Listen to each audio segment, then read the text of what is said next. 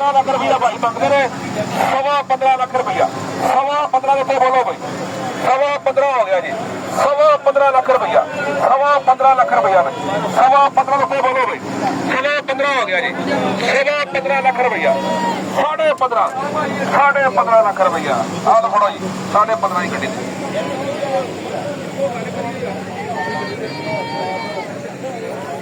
23 ਲੱਖ ਰੁਪਏ ਜੀ, 23 ਲੱਖ ਰੁਪਏ ਦਾ ਮਾਲ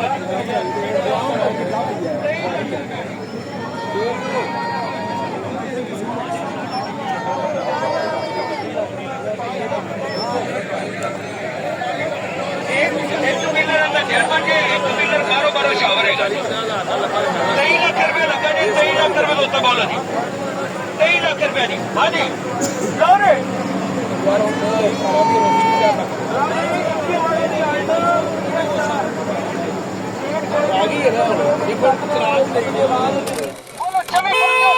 थोड़ा जो फर्क रह गया मजे तोड़ा गल बंदा 24 लाख 5,000 रुपये उत्ते बोला जी।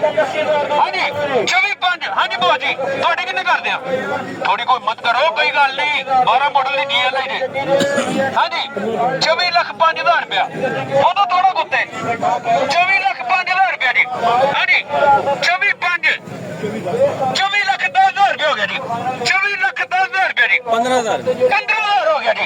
24 लाख 15,000 रुपया।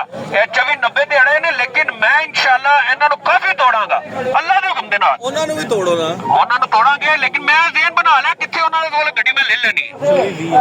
24 ਲੱਖ 30 ਗਿਆ ਜੀ, 20,000 ਹੋ ਗਿਆ ਜੀ। 24 ਲੱਖ ਥੋੜਾ ਹੀ ਹੋਰ ਹਿੰਮਤ ਕਰਨੀ ਮੈਂ ਗੱਡੀ ਲੈ ਦੇਣੀ ਪੂਰਾ 24 ਲੱਖ ਰੁਪਏ ਹੋ ਗਿਆ ਜੀ। 30,000 ਰੁਪਏ ਹੋ ਗਿਆ ਜੀ। 30,000 ਰੁਪਏ 35,000 ਰੁਪਏ 40,000 ਰੁਪਏ ਹੁਣ ਵਿੱਚ 24 ਲੱਖ 45,000 ਰੁਪਏ ਲਾਇਆ। 24 ਲੱਖ 80,000 ਰੁਪਏ ਦੇ ਮਾਲਕ ਆਏ ਜੇ। 24-45 ਤੋਂ ਉੱਤੇ ਕੋਈ ਵਧਣਾ ਚਾਹੁੰਦਾ?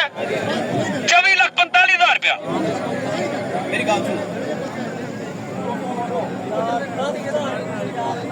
55,000 ਰੁਪਏ ਦੀ ਹੋ ਗਈ। 5 ਦਿਨ ਪਾਤਾ ਬਸ ਯਾਰ ਭਾਈ ਨਾਮ ਕੀ ਤੁਹਾਡਾ?